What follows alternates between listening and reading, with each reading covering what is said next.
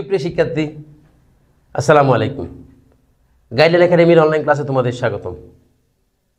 আজকের লেকচারে আমরা ডিভিডেন্ড পলিসির নতুন কিছু শিখব না, বাট নতুন দুইটা অঙ্ক শিখব। তাহলে এই দুইটা অঙ্ক হচ্ছে ওয়াল্টার্স মডেলের। তাহলে দেখা যাক problem number 1। Find the market price of the equity share of a company from the following data by observing Walter's model. তাহলে নিচের তথ্য হতে আমাদেরকে মার্কেট প্রাইস পার শেয়ার বের করতে বলছে। কোন মডেলে? ওয়াল্টার্স মডেলে। তাহলে ইনফরমেশনগুলো একটু দেখি। আর্নিং 6 লাখ। তাহলে এখানে আর্নিং যেটা আছে সেটা হচ্ছে অফ দ্য কোম্পানি, পুরো কোম্পানির আর্নিং 6 লক্ষ টাকা। ডিভিডেন্ড পেইড 4 লক্ষ টাকা। নাম্বার অফ শেয়ার লক্ষ। Rate of earning on investment 16%। Price earning ratio বা P ratio 8 times. Face value per share টাকা 100। তাহলে নিচের তথ্যগুলো আমরা পড়বো না, কারণ এটা আরেকটা রিকোয়ারমেন্ট। আমরা যতটুকু পড়ছি অতটুকু নিয়ে একটু অ্যানালাইসিস করি। নিচের তথ্য হতে আমাদেরকে ওয়াল্টার্স মডেলের সাহায্যে একটা কোম্পানির শেয়ারের মার্কেট প্রাইস বের করতে বলছে। তাহলে তথ্যগুলো কি?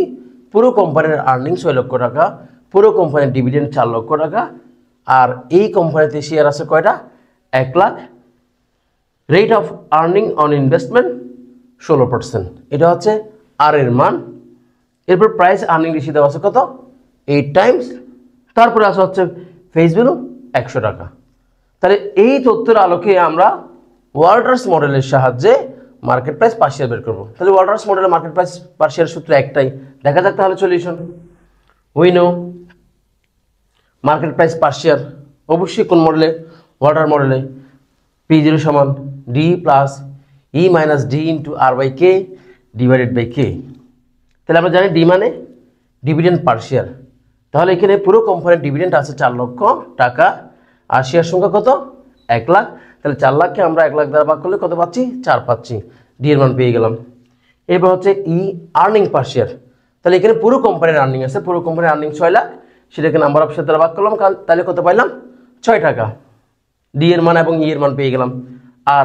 আর মানে রেট অফ রিটার্ন অথবা ইন্টারনাল রেট অফ রিটার্ন সরাসরি প্রশ্ন দেওয়া ছিল 16%, তাহলে 0.16।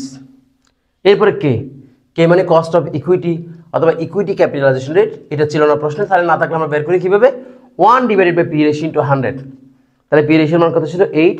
ক্যালকুলেশন করলে 12.5%। তাহলে 12.5%কে আমরা যদি এখানে দশমিক করে লিখি 0.125। তাহলে ডি এর মানও পাইলাম, ই এর মানও পাইলাম, আর এর মান সরাসরি ছিল, কে এর মান বের করলাম, বসিয়ে দিলাম। তাহলে আনসার কত? 12.48। এখন আমরা আরেকটা রিকোয়ারমেন্ট দেখার জন্য আগের স্লাইডে যাব। তাহলে সেখানে কী বলা ছিল? Are you satisfied with current dividend policy of the company? কোম্পানির বর্তমান যে ডিভিডেন্ড পলিসি সেটাতে তুমি স্যাটিসফাইড কিনা? If not, what would be the optimum pay out ratio? তুমি যদি সন্তুষ্ট না হয় বা স্যাটিসফাইড না হও, তাহলে সেই ক্ষেত্রে অপটিমাম পে আউট রেশিও কত হবে? তাহলে এটা সলিউশন করার পূর্বে আমাদেরকে একটা নোট দেখতে হবে। তাহলে দেখা যাক, আমরা নোটটা দেখি। নোট, আমরা কখন স্যাটিসফাইড হব কখন হব না সেটার জন্য একটা নোট আছে, হচ্ছে এরকম। যখন আর এর মানটা কের চাইতে বড় হবে, আর এর মান কার চাইতে বড় হলে তখন সেটা গ্রোথ ফর্ম। আর গ্রোথ ফর্ম মানে অপটিমাম পে আউট রেশিও কত পার্সেন্ট? 0%। আমি পাশে একটা এক্সাম্পল দেখেছি। এরপরে আর এর মান এবং কে এর মান যদি সমান হয় তখন সেটা নর্মাল ফর্ম। নর্মাল ফর্মের ক্ষেত্রে অপটিমাম পে আউট রেশিও কত পার্সেন্ট? 50%। আর এর মান যদি কে এর চাইতে ছোট হয় তখন সেটা ডিক্লাইনিং ফর্ম। ডিক্লাইনিং ফর্মের ক্ষেত্রে অপটিমাম পে আউট রেশিও কত পার্সেন্ট? 100%। তাহলে আমি আরেকবার রিভিউ করি। আর গ্রেটার দেন কে মানে সেটা গ্রোথ ফর্ম। গ্রোথ ফর্ম মানে অপটিমাম পে আউট রেশিও কত পার্সেন্ট? 0%। আর ইকুয়াল কে সমান সেটা হচ্ছে normal form. Optimum pay out ratio কত পার্সেন্ট? 50%। আর লেস দেন কে সমান ডিক্লাইনিং ফর্ম, সেই ক্ষেত্রে অপটিমাম পে আউট রেশিও কত পার্সেন্ট? 100%। তাহলে এখন আমরা যে অঙ্কটা করেছি সেই অঙ্কে আর এর মান ছিল কত পার্সেন্ট? অবশ্যই 16%। আর কে এর মান ছিল কত পার্সেন্ট? 12.5%। তাহলে আর এর মান কে এর সাথে বড়। তাহলে আর এর মান যদি কে এর সাথে বড় হয় তখন সেটা হচ্ছে কি গ্রোথ ফর্ম। আর গ্রোথ ফর্ম মানে অপটিমাম পে আউট রেশিও কত percent? 0%। Optimum pay out ratio 0% মানে ডি এর মান অবশ্যই কত হতে হবে? 0 হতে হবে। তাহলে এই অঙ্কে যদি ডি এর মান 0 হতো তাহলে আমরা স্যাটিসফাইড হইতাম, কিন্তু ডি এর মান কত ছিল? 4। তার মানে স্যাটিসফাইড না। Comment, no we are not satisfied with current dividend policy of the company.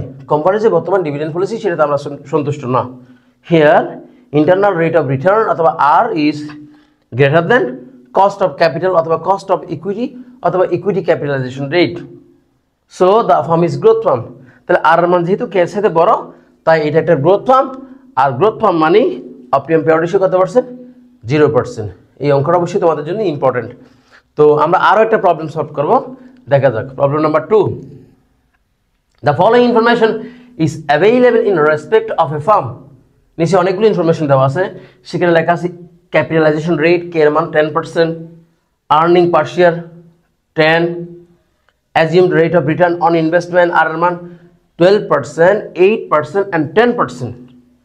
Determine price per share using Walters model। আমাদেরকে মার্কেট প্রাইস পার শেয়ার অথবা প্রত্যেকটা শেয়ারের প্রাইস বের করতে বলছে কোন মডেলে?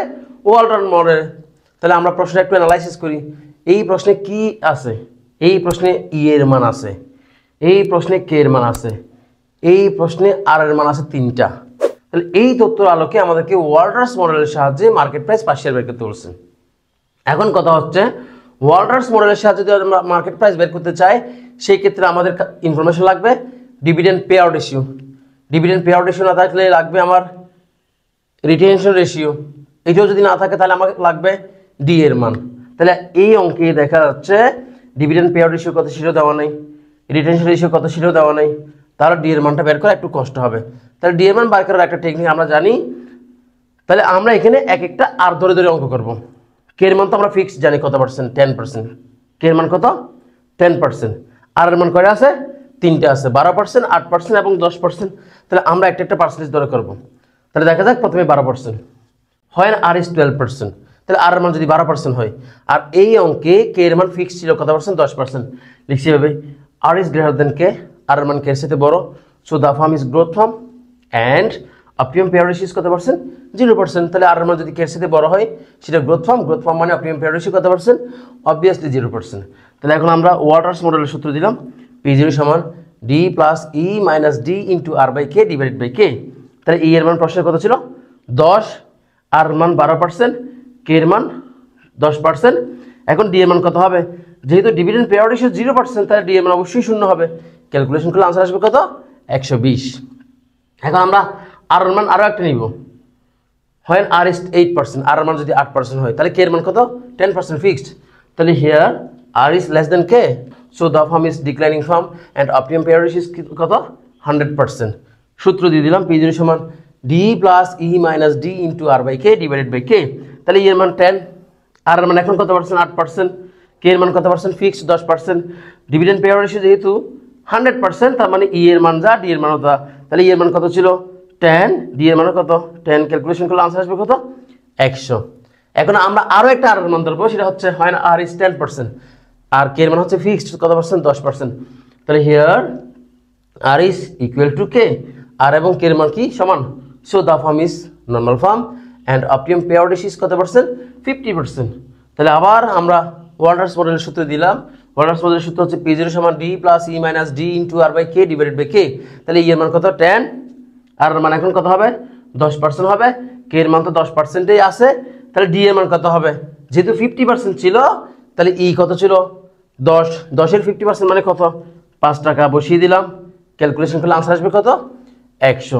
তো এই অঙ্কটার সামারিটা যদি আমি এইভাবে করি, ই এর মান তো আছে, কে এর মানও আছে, কিন্তু আর এর মান কয়টা আছে? 3টা। তাহলে এই অঙ্কে আর এর মান এবং কে এর মান কম্পেয়ার করেই ডিভিডেন্ড পে আউট রেশিও কত সেটা বের করতে হবে। তাহলে যখন বড় হবে আর এর মান, তখন 0%, আর এর মান যখন কে এর সমান হবে তখন 50%, আর এর মান যখন কে এর সাথে ছোট হবে তখন হচ্ছে 100%। এইভাবে কম্পেয়ার করে করে আমাদেরকে অঙ্কটা করতে হবে। আশা করি তোমরা বুঝতে পেরেছ। এতক্ষণ সাথে থাকার জন্য ধন্যবাদ। আল্লাহ হাফেজ।